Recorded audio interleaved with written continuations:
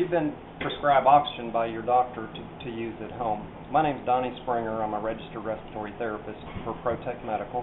And I was going to show you a traditional form of the way that we deliver oxygen when you do get home. First, to get home, a technician will most likely bring you a tank. Sometimes the doctor only orders it to be used at night, but other people use it 24 hours a day or as needed. So they may bring you a tank that looks like this. This tank is called an E-tank. It's the kind that you carry in a cart, and it'll last, if you're running at 2 liters a minute, it lasts about 4 hours if it's running continuous flow.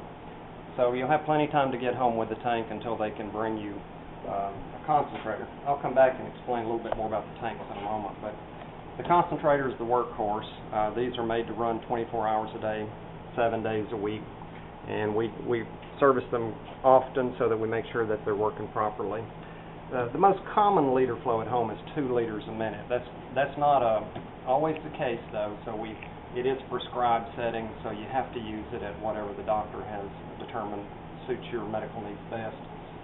A concentrator plugs in the wall, and you don't have to fill it up. The miracle part about it is that it takes the air and pulls it through this filter, and there are little cans inside where it separates the gases. Mostly there's about 80% nitrogen in the room and about 20% oxygen roughly. It puts the oxygen in a little can, and every now and then you'll hear it make a noise where it's dumping the nitrogen and the other gases back into the room.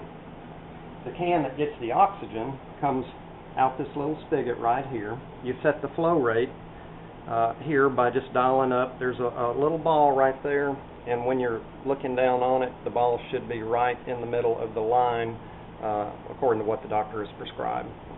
So say we set it at 2 and you turn it on by flipping that button. You'll hear a buzz. That's just an alarm, and you should hear it every time you turn it on. What that's for is if you happen to be asleep at night and the power goes out, that alarm will go off so that it wakes you up and tells you that you're not getting oxygen. So we're a little bit high. I'm going to roll the ball down till the ball is right in the middle of the tube. So the air is going in here. It's separating the gases. The oxygen's coming out on this little elbow right here. And this is a water bottle. We don't always use them. They're for people that experience nasal dryness, or if your flow is 4 liters or more. It's hard for the nose to keep up with the humidity. So the nose typically can filter and humidify air, but if it's a higher flow, you may need one of these water bottles. Protect will leave you, one of the technicians, a gallon jug of distilled water, and that's just so you can get started. After the jug's empty, you can get it. Costs about 75 cents at the dollar store, and it's recommended to use because anything with minerals, tap water won't necessarily hurt you, but it stops these little filters up. This is called a bubble humidifier, and you can see why. But the oxygen goes down to the bottom, it bubbles up to the top, and there's a gas on the top of this bottle that now is pushing the oxygen down this tube and goes to your nose. This is called a cannula. A lot of people just say nose piece. There's a lot of different sizes. This is one of the smaller little nasal prongs, and this fits in your nose and hooks around your ears and then cinches up like a necktie in the front. Some people will put it around like a lasso, but typically it's made to stay on the front of your face. Now you don't want to have to sit right next to the machine all day, so the technician is going to provide you with some extra tubing. All this is for is to add some length so that you can move around the house. It's recommended that you don't use more than 50 feet because as it pushes the oxygen through the tube, it creates a back pressure on the machine, makes it work harder. So the manufacturers say usually don't exceed 50 feet. To connect the cannula to the tubing, we have little adapters. This is just one style, and you put one end in the cannula and the other end in the tubing, and now you hook the tube to the bubble humidifier. If you're not using the bubble humidifier, there'll be a little piece on here called a Christmas tree. It's just a little nipple adapter. It looks like a Christmas tree, and that's why we call it that. This particular tube is only 7 foot long. Most standard cannulas are 7 feet long, so now we've got about 14 feet of tubing.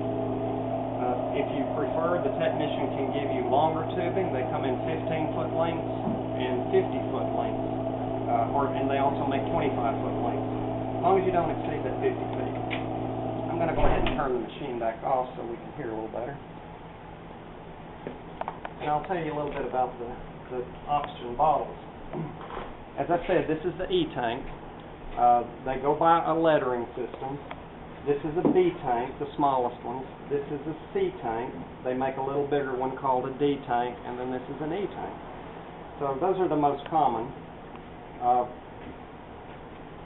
The little ones, if you need the oxygen when you're moving around, if you're going to the store, to church, or to see your doctor, we have a bag that you can put on your shoulder and carry with this. They also make a regulator that it's called a conserving device. It'll only give you oxygen when you inhale. So when you're exhaling, it conserves oxygen, so you don't use the bottle up so fast. If you use this continuous flow at 2 liters, it might last an hour. So sometimes we have to put a conserver on there so they can last up to 3 hours or so.